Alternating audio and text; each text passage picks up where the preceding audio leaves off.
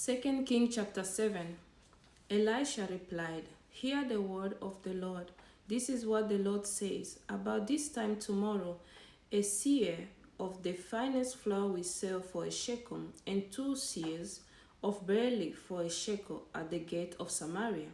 The officer on whose arm the king was leaning said to the man of God, "Look, even if the Lord should open the floodgates of the heavens, could this happen?"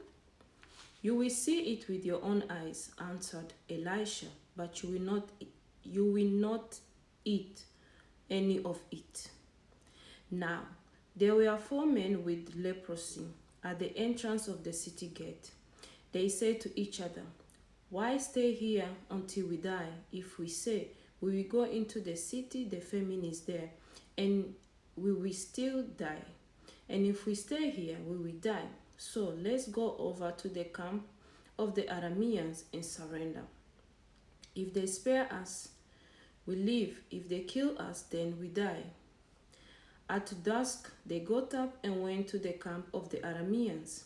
When they reached the edge of the camp, no one was there, for the Lord had caused the Arameans to hear the sound of chariots and horses and a great army, so that they said to one another, "Look, the king of Israel has hired the Hittite and Egyptian kings to attack us." So they got up and fled in the dusk and abandoned their tents and their horses and donkeys.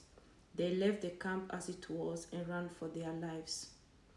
The men who had leprosy reached the edge of the camp, entered one of the tents, and ate and drank.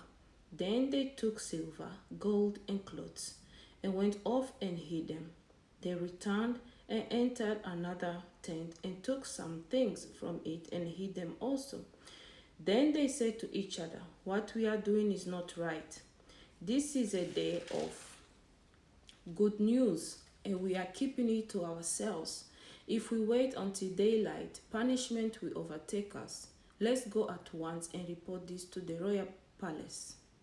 So they went and called out to the city gatekeepers and told them, "We went into the Aramean camp, and no one was there, not a sound of anyone, only tethered horses and donkeys, and the tents left just as they were." The gatekeepers shouted the news, and it was reported within the palace. The king got up in the night and said to his officers, "I will tell you what the Arameans have done to us. They know we are starving, so they have left the camp to hide in the countryside, thinking they will surely come out, and then we will take them alive and get into the city." One of his officers answered, "Have some men take 5 of the horses that are left in the city. Their plight will be like that of all the Israelites left here. Yes, they will only be like all these Israelites who are doomed. So let us send them to find out what happened." So they selected 2 chariots with their horses, and the king sent them after the Aramean army. He commanded the drivers, "Go and find out what has happened."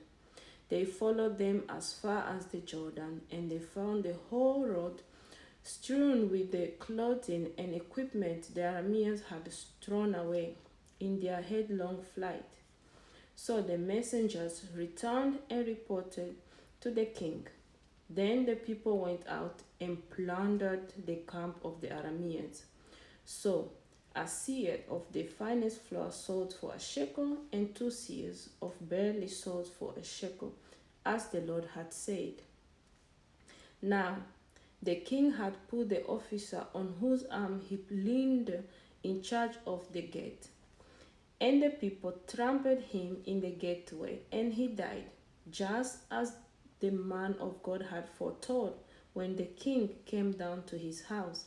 It happened as the man of God had said to the king, "About this time tomorrow, a seah of the finest flour will sell for a shekel, and 2 seahs of barley for a shekel at the gate of Samaria." The officer had said to the man of God, "Look, even if the Lord should open the floodgates of the heavens, could this happen?" The man of God had replied, You will see it with your own eyes, but you will not eat any of it. And that is exactly what happened to him, for the people trampled him in the gateway, and he died.